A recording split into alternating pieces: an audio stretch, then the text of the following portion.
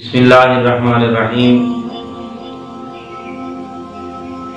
ما کان محمد ابا احد من رجالکم ولکن رسول اللہ وخاتم النبیین وکان اللہ بکل شیء علیما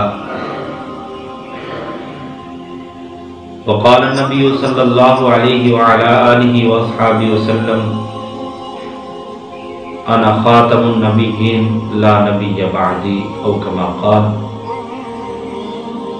الصلاة والسلام علیکہ یا سیدی یا رسول اللہ وعلی آلکہ واصحابکہ یا سیدی یا حبیب اللہ اغثنی و ادرکنی یا رسول اللہ۔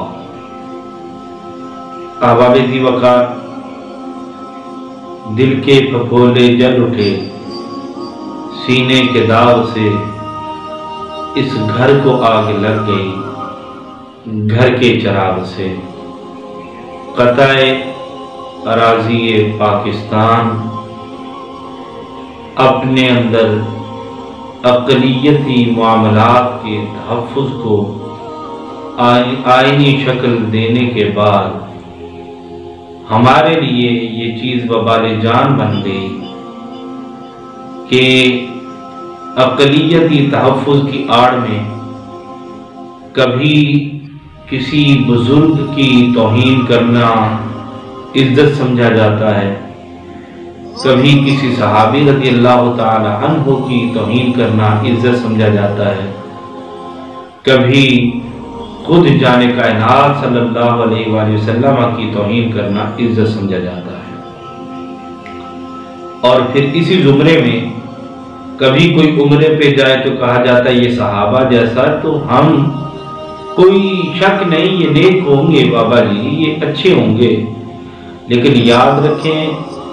اہل ایمان کا مفتہ بھی قول یہی ہے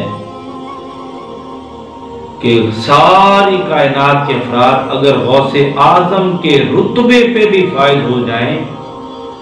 ان کی زندگیاں ایسی ہوں کہ ماں کے پیٹ سے نکلنے سے لے کر قبر کی دیوار تک ان کی کوئی سانس بھی ذکر خدا کے علاوہ نہ نکلی ہو، ان کے ہونٹ کبھی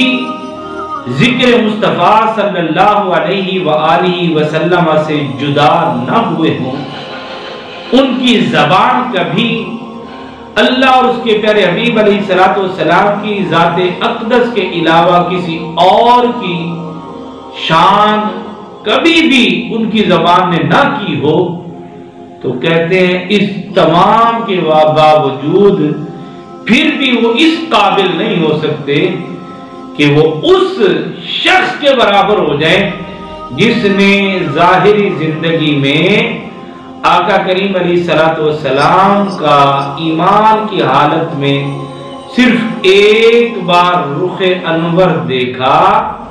کلمہ پڑھا اور فوت ہو گیا، کہتے ہیں وہ ان تمام لوگوں کے غوثیت کے مراتب سے کہیں اعلیٰ درجے والا صحابی ہوتا ہے۔ آج کل یہ جو ٹرینڈ چل گیا ہے جو بابا جی گئے جی یہ صحابہ کی طرح ہے تو ایسے ہے، ایسا ہمارا قطعی نہ کوئی عقیدہ ہے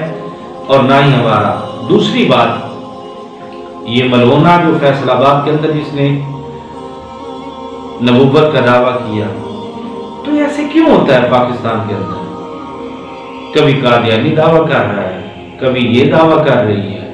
کبھی سائیوال سے مولانا صاحب کو اٹھتے ہیں اور وہ کہتے ہیں میں نبی ہوں، کبھی ایک شاید اور قریب تھا مجھے علاقے کا یاد نہیں،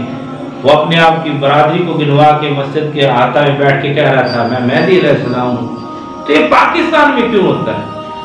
حقیقت یہ ہے یہاں ان لوگوں کو تحفظ ملتا ہے اور تحفظ کی بنا پہ یہ لوگ پھر ہمارے دین کے اوپر جملہ درازی کرتے ہیں اور اس جملہ درازی کو دینی آڑ دینے کے لیے ایک ایسا گروہ تیار ہو چکا ہے جو مرزا جیلمی، جاوید غامدی جیسے ناپاک عزائم والے افراد کی صورت میں لوگوں کو گمراہ کر رہا ہے۔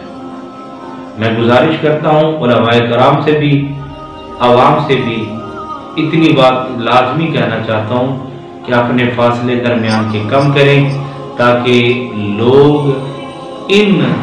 فتنہ پرست افراد کے ہاتھوں چڑھنے کی بجائے اللہ اور اس کے پیارے حبیب علیہ الصلوۃ والسلام کے احکامات کے سامنے سر جھکانے کی ہمت کریں، اللہ سے صلح کریں، اللہ کے پیارے حبیب علیہ الصلوۃ والسلام سے صلح کریں۔ میں تو دعا ہی کر سکتا ہوں، اے مالک اپنے پیارے حبیب صلی اللہ علیہ وآلہ وسلم کے توسل و تصدق سے ہم ایمان والوں کو، ہم اسلام والوں کو اس شان میں زندگی بسر کرنے کی توفیق عطا فرمانا کہ جب ہم دنیا سے جانے لگیں تو بھی ہم سے راضی ہو، تیرا پیارا حبیب علیہ الصلوۃ والسلام بھی ہم سے راضی ہو۔ وما علینا